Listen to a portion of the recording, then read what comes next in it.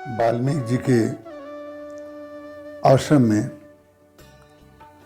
हमारे प्रभु श्री राम जी अपने अनुज लक्ष्मण जी के साथ पधारते हैं।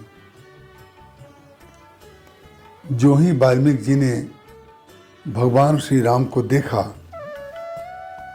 तो हमारा पहला प्रभाव किसी को देखने का क्या पड़ता है?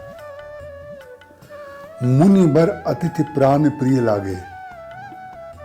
प्राण प्रिय, प्राणों से भी अधिक प्रिय भगवान राम और लक्ष्मण जी उनको लगे और कंदमूल फल उन्होंने अर्पित किए। उनको आसन दिया, उनको बैठाया। अब इस बात को आप रामचरितमानस से अलग हटा करके यदि व्यवहार पक्ष में भी देखें तो जब कोई किसी से मिलने जाए तो जो मिलने जाए उसका क्या कर्तव्य है और जिसके यहाँ जाए उसका क्या कर्तव्य है, ये रामचरितमानस में बताया गया है। भगवान राम ने जब इतना स्वागत वाल्मीकि जी ने किया तो भगवान राम ने कहा, आप त्रिकालदर्शी हैं। त्रिकालदर्शी तो वाल्मीकि जी हैं, सप्तर्षियों में उनकी गिनती है, वो त्रिकालदर्शी हैं। लेकिन त्रिकालदर्शी वो हैं, हम उसको जान लें और अपने मुंह से ना बोलें तो भी तो वो त्रिकालदर्शी ही रहेंगे।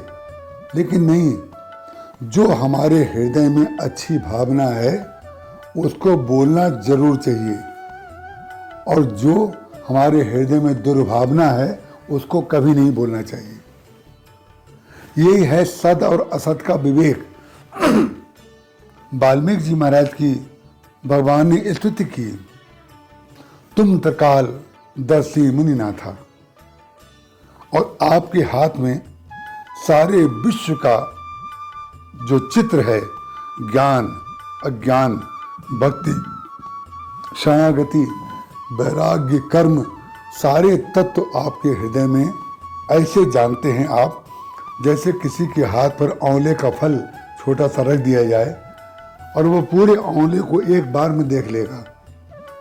परम तत्वज्ञानी भगवान श्री राम ने वाल्मीकि जी को बताया कि आप तो परम तत्वज्ञ हैं। वाल्मीकि जी कहते हैं, आप तो साक्षात प्रभु हैं, पर ब्रह्म परमात्मा हैं। यदि आप ऐसा बोल रहे हैं तो आपकी गरिमा के अनुकूल ही है। ये है बातचीत करने का तरीका। इसमें ज्ञान, भक्ति, वैराग्य और रामचरितमानस और धर्म को जोड़ने की आवश्यकता नहीं है क्योंकि जहां हम धर्म और भक्ति की बात कहेंगे तो लोग कहेंगे कि भाई ये तो रामचरितमानस हमें बता रहे हैं, हम इसको पढ़ा रहे हैं। हम रामचरितमानस आपको नहीं बता रहे हैं, आप इसको सुन लेंगे तो रामचरितमानस में क्या है वो आपको पता चल जाएगा। तो राम जैसे आपके हैं वैसे ही आप राम के हो जाएंगे। तो वाल्मीकि जी महाराज से भगवान श्री राम ने कहा कि प्रभु आप हमें ये बताइए, संपूर्ण रूप से उन्होंने अयोध्या में क्या क्या हुआ इसकी संक्षेप में कथा सुनाई। भगवान श्री राम ने वाल्मीकि जी को बताया कि किस प्रकार से हमारी माँ ने हमारे पूज्य पिताश्री से कह करके हमें 14 वर्ष का वनवास दिया है।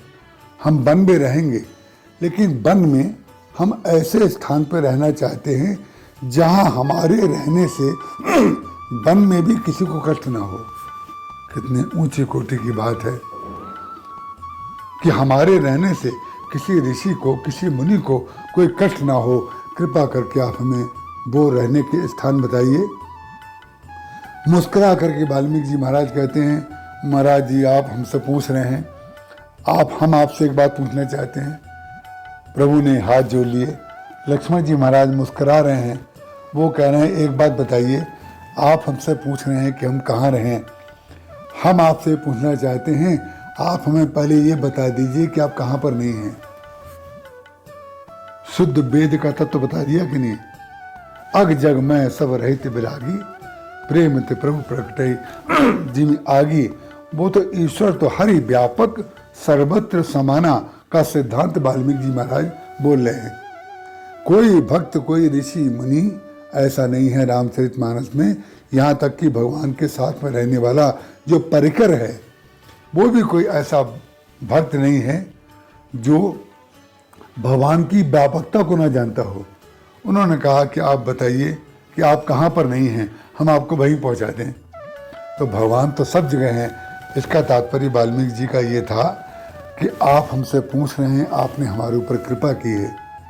फिर वाल्मीकि जी महाराज 14 प्रकार के वो स्थान बताते हैं कि कृपा करके आप वहाँ पर रहिए। 14 प्रकार के जो स्थान हैं वो 14 प्रकार के भक्तों के हृदय हैं। उन 14 प्रकार के भक्तों के कौन कौन से हृदय हैं, इसकी चर्चा हम अगले सत्र में करेंगे। जय श्री राम।